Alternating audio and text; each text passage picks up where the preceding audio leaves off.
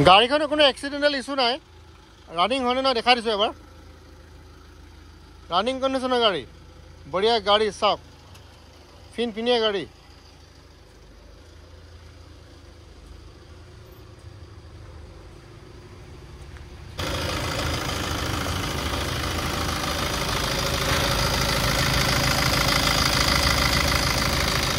যদি 1700 গাড়ী লাগে মানে যোদ্ধা 1700 যদি কম টকাত লাগে এখন গাড়ী আপোনালোকে চাব পাৰে মাত্ৰ 3 লাখ টকাত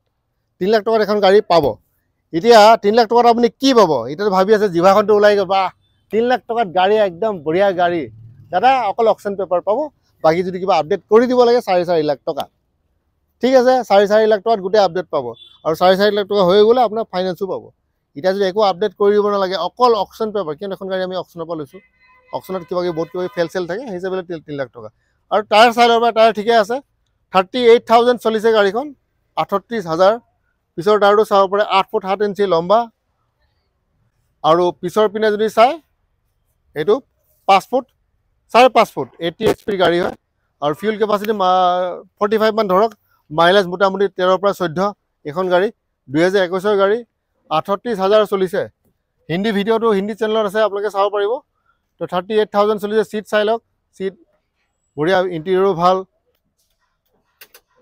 38,000 চলিছে বাকি একো বেলেগ একো বিশেষ একো নাই আকৌ এবাৰ কৈ দিওঁ মাত্ৰ 3 লাখ টকাৰ এখন গাড়ী বঢ়িয়া গাড়ী চাব পাৰে ল'ব পাৰে গুৱাহাটী অসমত আহক তলত আছে কণ্টেক্ট নম্বৰ অকল অকশ্যন পেপাৰ বাৰে এবাৰে কৈ আছোঁ দাদা পেপাৰ পাতি বনাই দিলে কেনেকুৱা হ'ব 3 লাখ বুলি কোৱাৰ লগে লগে লোভ লাগিয়ে গ'ল জিভা দীঘল হৈয়ে গ'ল 3 লাখ টকা বাকি গোটেই আপডেট কৰিলে 4.5 লাখ টকা লাগিব 3 লাখত যদি একো আপোনাৰ অকল অকশ্যন পেপাৰ লাগে ধুনীয়াকৈ আহক গাড়ী লৈ যাওক